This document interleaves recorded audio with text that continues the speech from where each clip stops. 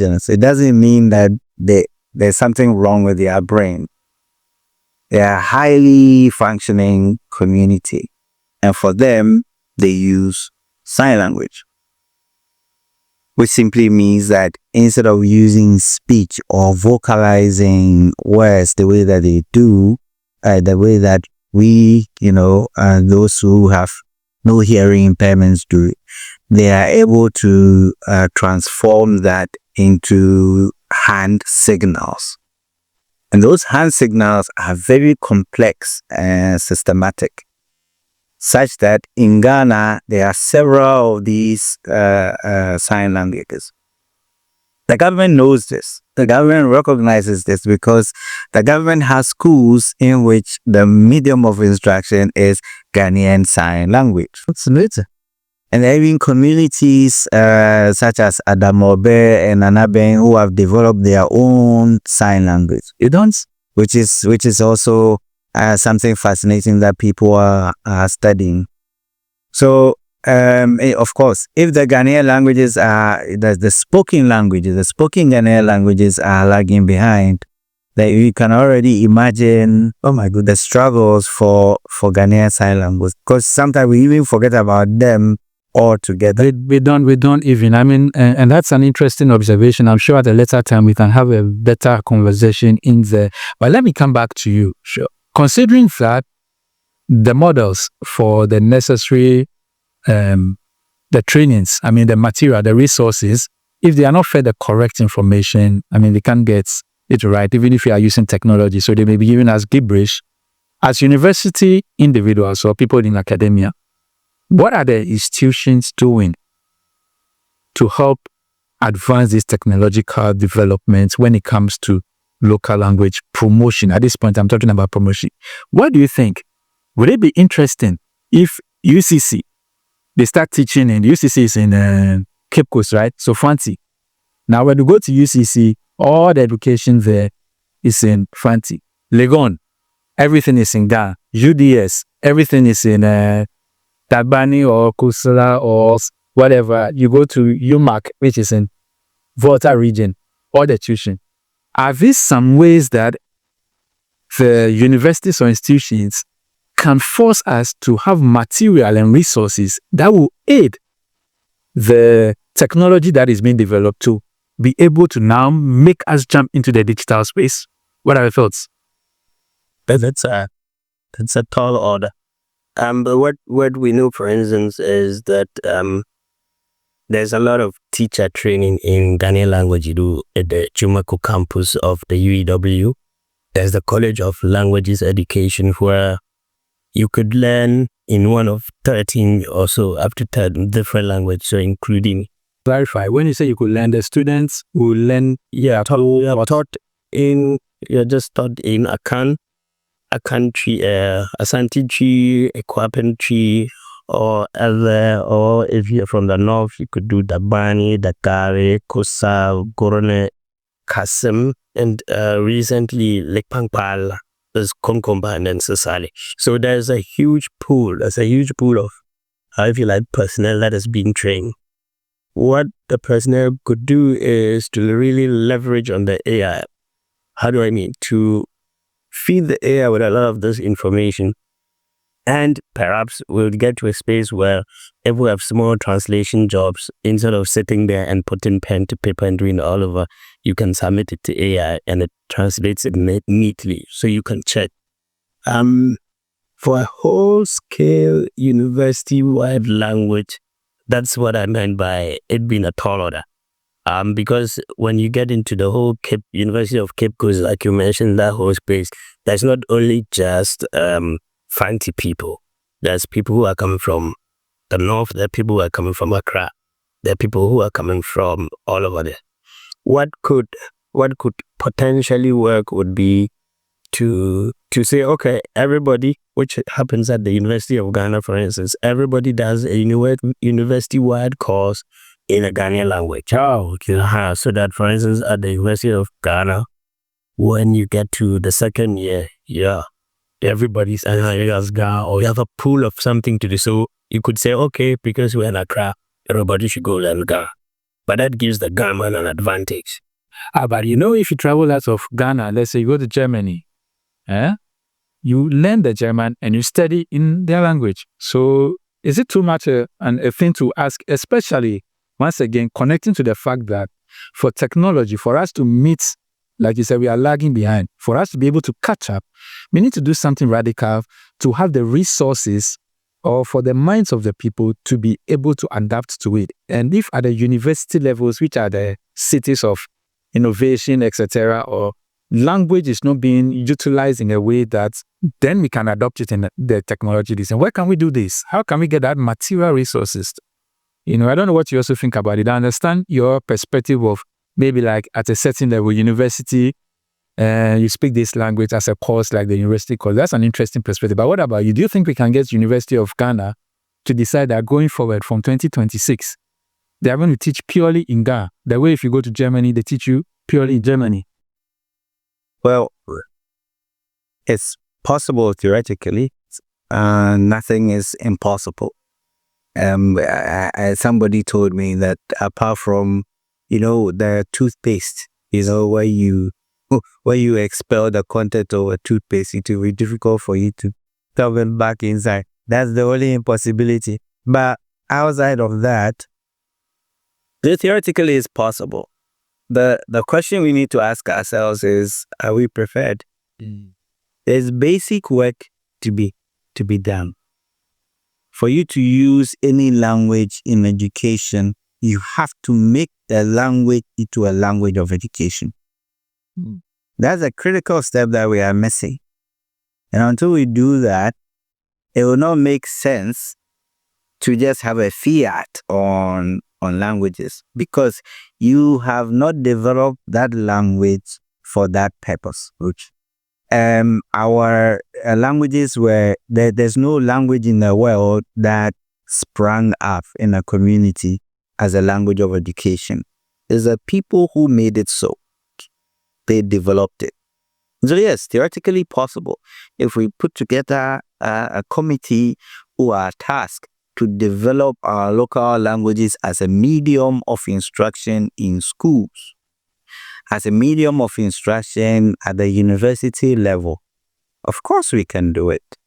But it's something that we have to plan for. Okay, sure. Just to add that, for instance, in the German example is good, but you can go back in time and think of Latin and Greek, which were really the languages of what education, if you like, the languages that people were really properly educated. Today, these languages are dead. Yeah. Was it a lack of institutional? It was people who did that. It was people who overthrew these languages again and said, okay, my language is more important. So it takes a lot. The ideals are always there. There's always beautiful ideals, but somehow people always do things like that. Okay, today, can we fall on social media? Let's divert that place a little and see whether technology can help us. Even if maybe with the schools and institutions, it may be a little challenging. How do we get Ghanaians to use technology to promote the languages? Content creators, etc. Is there a connection somewhere where you sit? Yes. People are already doing this.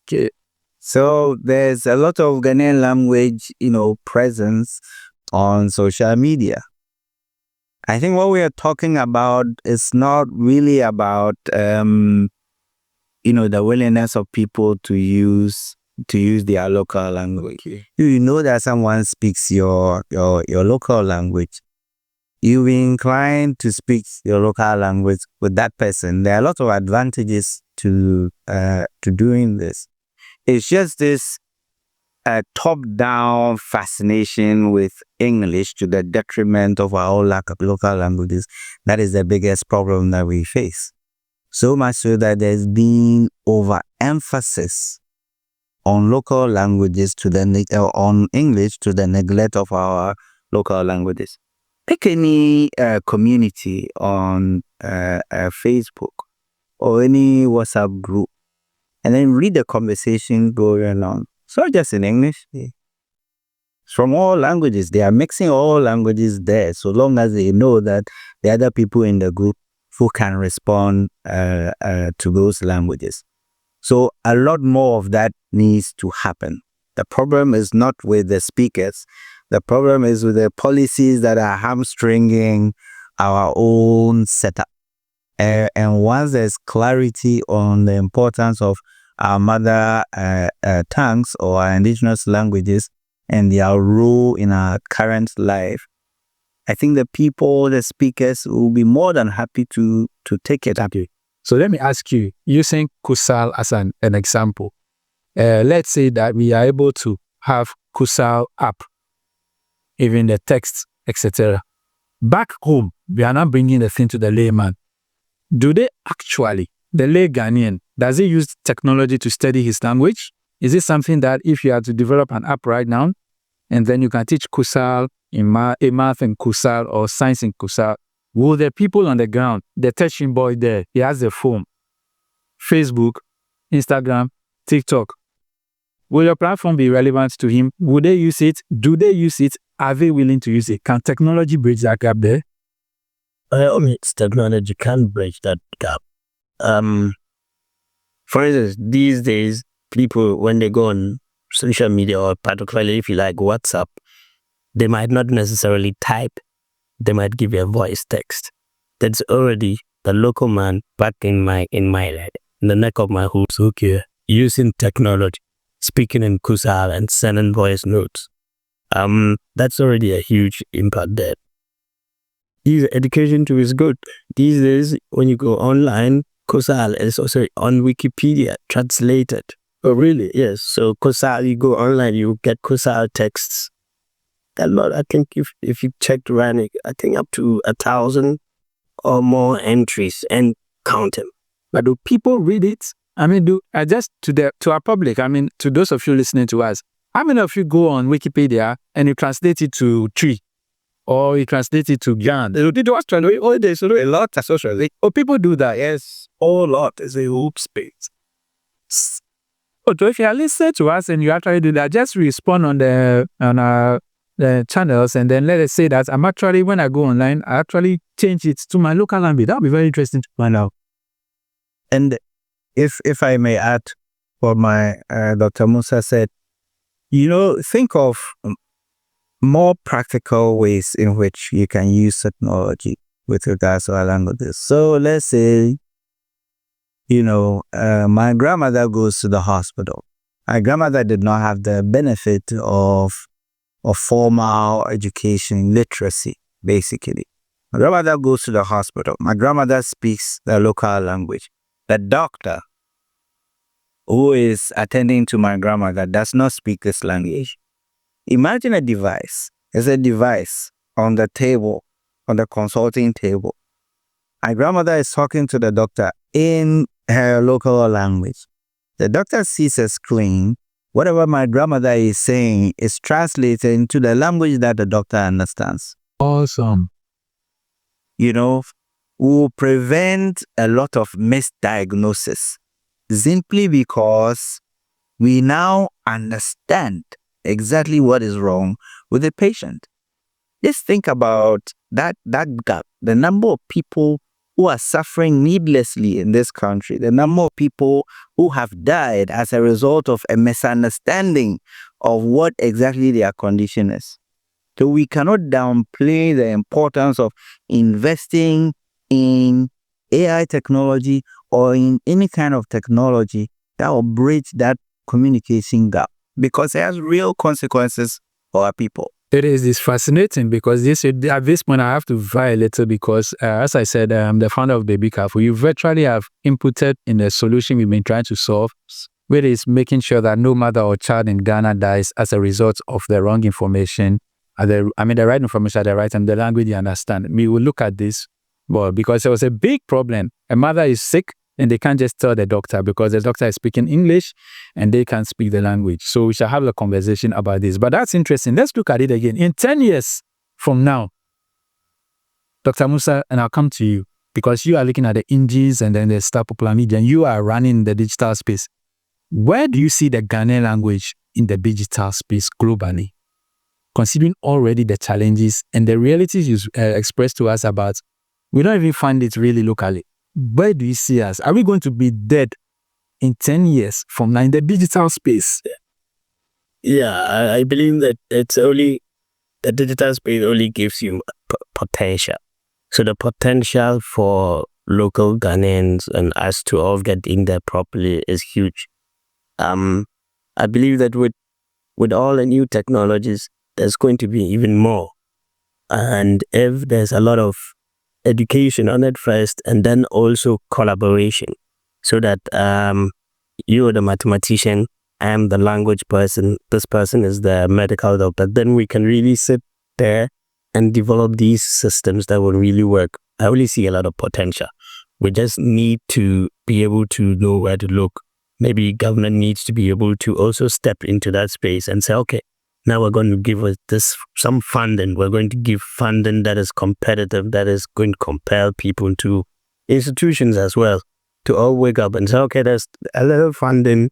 Let's go into this. Let's see which languages we can use, which languages can be developed. And I only think that it will really go up. I believe that utopia. Dr. Duah, you have talked about the potential. Is it practical? Like the way you said, we can't have, in quotes, the whole university teaching in Ghana, UG or Infanti.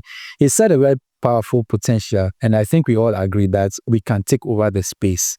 But do you see us actually taking over? And I hope you forget government, because practically we know that sometimes it doesn't work. Are there private people? Are there lecturers who want to make it? Do you see it happening? The potential is talking about, can it be kinetic? Absolutely. You see it happening? Yes, absolutely. 10 years from now, Ed, which year are we on? 2025?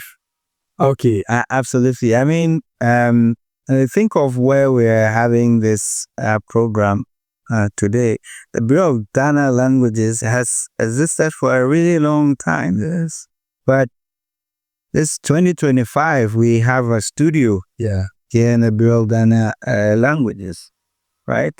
So the potential is there, but the preparations, they have to come in first. We can't skip steps. We cannot skip steps. We are serious about it. We need to do the fundamental work. We need to, move from a position where we think, when you go to school, you have to study finance and go and do banking. You have to do accounting. You have to learn engineering. You have to learn computer science. You have to learn, all these things, because that's the only thing that makes the world, moves. And then later on, we turn around and ask the question, what about Ghanaian language? Who is supposed to study that? We've asked all the children to go and do law. Who is supposed to take care of these languages to ensure that we compete in the space of technology? We're doing our part, and some of us have been working very, very hard. The University of Ghana, for instance, the School of Languages, the Language Center, they are all working very hard to promote the development of these languages. But we're going to need support. We can't do this all by ourselves, and also without any money. We'll continue to work hard and make our own mark, but we need support, and the government or whoever is in charge of this needs to take it seriously. Right. That is, if we want to realize a kind of potential that has been forecasted. Right. So we get the impression that there's a potential that we can, in 10 years' time, be still existing in the real or in the digital space. And in just 30 seconds, are you able to give us some closing remarks generally, preserving and promotion of local languages or mother tongues using technology? I'll start with Dr. Musah and then come to Dr. Duah. Just 30 seconds. What do you want to say to your listeners? Well, I mean, the argument has been put forth so far, and we have made our case. I think that, like Dr. Duah said, we need people to step up. The languages will not document themselves. And if we do not, then they will equally become extinct. So it needs all of us to come on board. Not one person, but all of us, so that step by step, we can really take over this potential that languages always offer us. All right, Dr. Duah? We can start from home. To teach your children your language. So nothing bad will happen to them. Your brain will function at a very, very high level. They can see the world through your eyes, through the eyes of your ancestors, because they kept all those things in the languages that they taught you. So teach your children that same language. They are technology natives. The new generation, they are natives of technology. They will take it up. Tell them that it's okay for them to speak their language. And wherever they use language, they will use your language too. I love that. Step up, teach at home, and they will utilize it because they're already using the tools. So all we need to do is parents step up and catch up, and then the children will speak it wherever. So, step up. Parents, take the charge. As they have said, if we are able to teach our children in a technologically savvy world, they themselves will take the languages first. Because as you know, if you can speak the Tree very well, or the Kusa very well, or the Mampuli very well, or the Ewe very well, when he's chatting on social media and the app is there, he will chat in whatever. So, thank you so much. That is very interesting. We've taken a look at preserving and promoting our local or mother languages using technology. Dr. Musah and Dr. Duah from the University of Ghana, both of them in the industry, making strides, doing things, have helped us to understand that technology can make a difference. But if we don't even speak the language, technology will be wasted. And our languages are dying. But we have the potential and opportunity in the next 10 years to get people, even in Iceland, learning Kusa or learning Ga or learning Ewe. But it is up to us. Yeah, so as you know, since we are in the era of technology, no need for you to walk here or to go and take a book or to say, where is the library? Just go online. Follow us on YouTube and Facebook, Bureau of Ghana Languages. On the rest of the social media handles, BGL Ghana. You'll find exciting podcasts like this. You'll find exciting information about what they are doing to promote local languages. And then you can reach out to them and see what we can do to use and utilize technology to promote our languages. Thank you very much.